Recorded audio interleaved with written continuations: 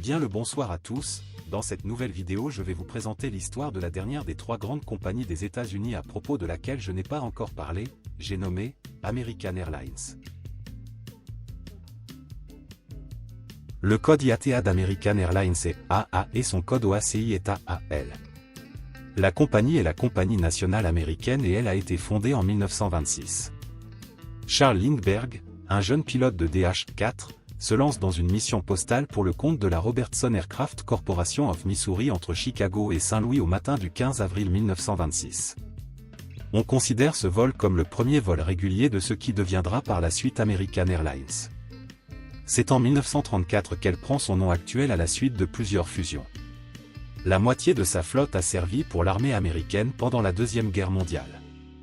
L'histoire de la flotte d'American Airlines est assez variée avec des avions de chez Douglas et bien sûr des Boeing. Comme je l'ai dit plus tôt, la compagnie a eu de nombreux avions au cours de son existence. Mais nous allons nous concentrer sur sa flotte actuelle. American Airlines possède la plus grande flotte du monde avec environ 1500 appareils si on prend en compte sa filiale court-courrier American Eagle. Elle emploie la famille A320 et elle a commandé des A321 XLR qui seront livrés prochainement. Elle possède aussi plus de 350 Boeing 737 points pour sa flotte long courrier, elle possède des 777 ainsi que des 787 Dreamliner. Elle a aussi employé des Airbus A330 ainsi que des Boeing 767 mais ils ont été mis au hangar en 2020. American Airlines a exploité tous les Boeing si on prend en compte Trans World Airlines qui a été racheté en 2001. American Airlines possède 10 hubs à travers tous les États-Unis.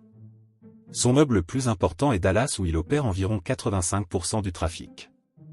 En deuxième place arrive l'aéroport international de Miami dont la compagnie gère 68% du trafic.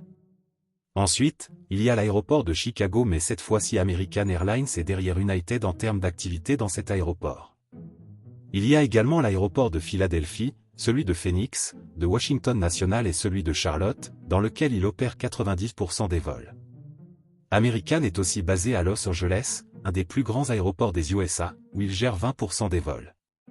Enfin, elle est basée à New York, dans l'aéroport de LaGuardia et celui de JFK. American Airlines dessert un vaste réseau de destinations, couvrant plus de 350 villes dans plus de 50 pays à travers le monde. La compagnie offre des connexions pratiques vers l'Amérique du Nord, l'Amérique latine, l'Europe et l'Asie. Les voyageurs peuvent ainsi explorer des destinations populaires comme New York, Los Angeles, Londres, Madrid, Tokyo ou Sao Paulo. Grâce à son réseau étendu et à son alliance avec Oneworld, American Airlines relie ses passagers à une multitude de villes globales, assurant des correspondances fluides et un service diversifié pour les courts et longs trajets.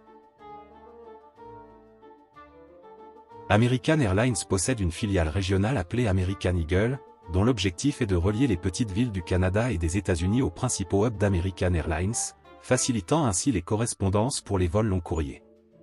Ce réseau régional regroupe 6 compagnies aériennes indépendantes, chacune opérant sous la marque American Eagle, comme par exemple Air Wisconsin qui opère également pour United Airlines.